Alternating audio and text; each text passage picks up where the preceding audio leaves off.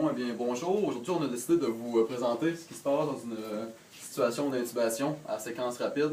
Donc, on a une jeune dame ici de 27 ans qui est arrivée en intoxication au GHB. Et puis, la patiente est arrivée avec le temps, son état s'est dégradé. Et puis, elle ne protège pas ses voies aériennes en ce moment. Donc, on a décidé de l'intuber. Donc, quand on prépare l'intubation, dans le fond, par quoi on commence par la préparation. Donc, Alexandra, as-tu les médicaments?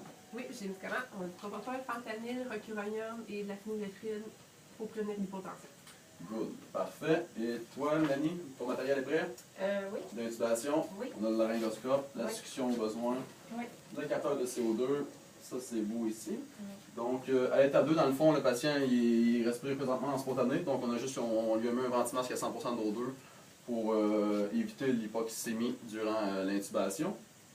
Ensuite de ça, on n'a pas eu besoin de dose de pré-traitement parce que le patient il est hémodynamiquement stable pour le moment.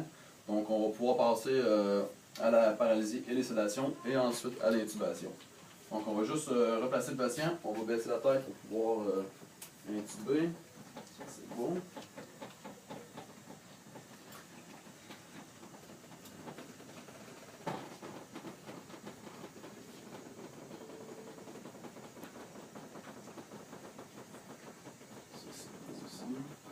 Es-tu correct pour intuber? Oui, c'est bon comme ça. On le remonte un peu? On le remonte ou... Non, ça va être bon. C'est correct?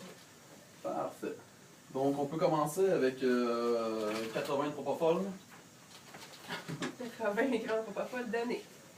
80, ok. On va y aller avec 50 de fentanyl. C'est donné. Good. Fait qu'on peut... on va enlever le masque ici.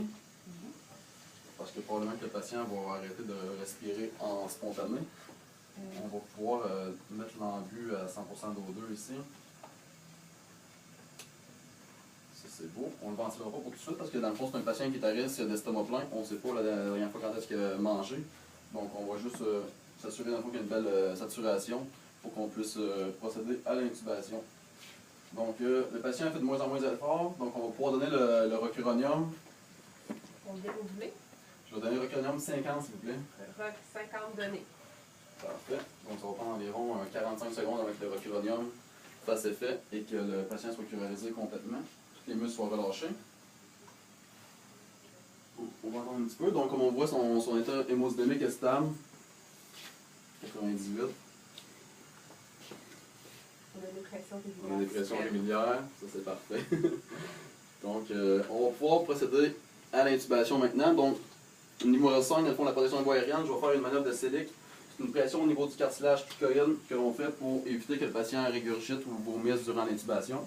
Donc, on fait juste une pression sur le cartilage cricoïde, ici.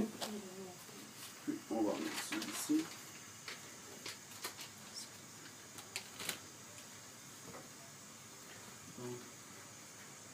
On va faire la laryngoscopie pour visualiser les cordes vocales.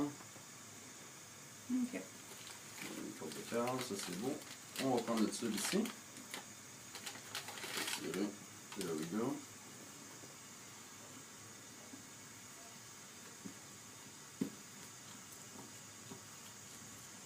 Bon. Ça c'est beau.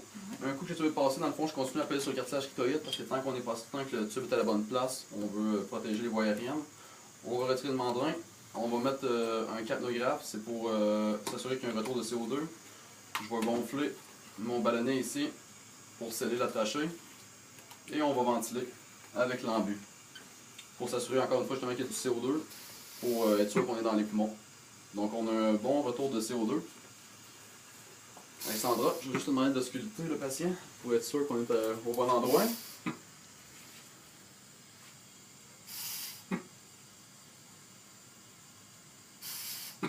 Ça passe bien. Ça passe bien des deux côtés. Oui, oui. Good! Donc à ce moment-là, je peux relâcher mon Selic. Le ballonnet est gonflé, donc on a une protection des voies aériennes.